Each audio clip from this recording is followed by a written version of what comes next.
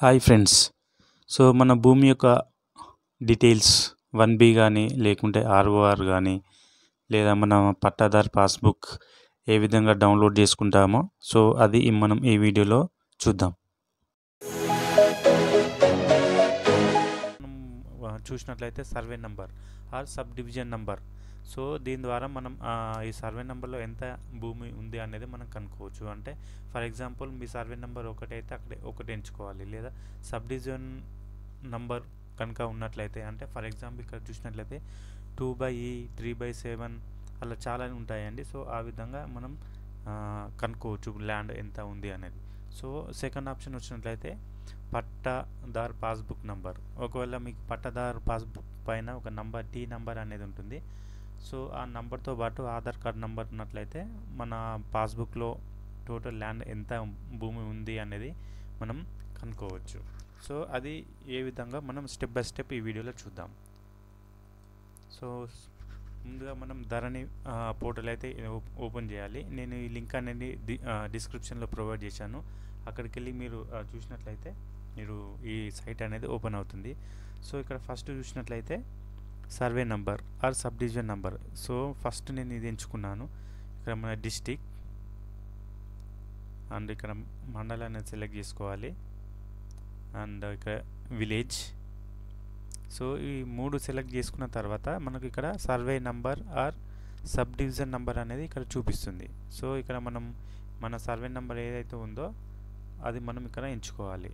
ఎంచుకున్న తర్వాత మన ఖాతా నంబర్ అనేది ఇక్కడ సెలెక్ట్ చేసుకోవాలి మ్యాండేటరీగా. సో, సెలెక్ట్ చేసుకున్న తర్వాత ఈ క్యాప్చా కనబడుతుంది కదా, ఆ క్యాప్చా అనేది మనం ఇక్కడ ఎంటర్ చేయాలి.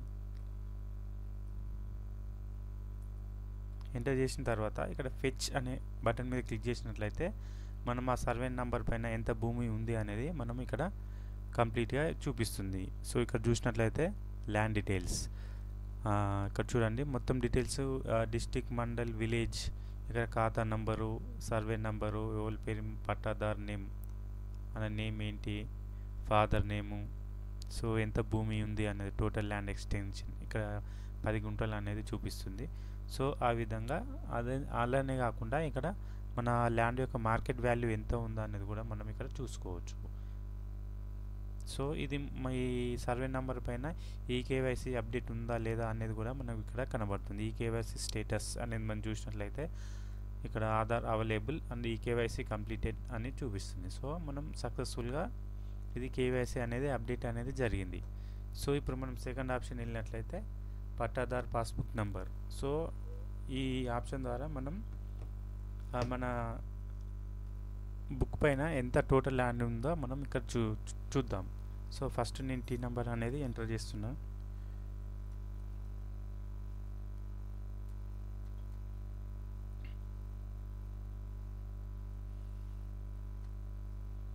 చేసిన తర్వాత ఇక్కడ క్యాప్చా అనేది మనం ఎంటర్ చేయాలి.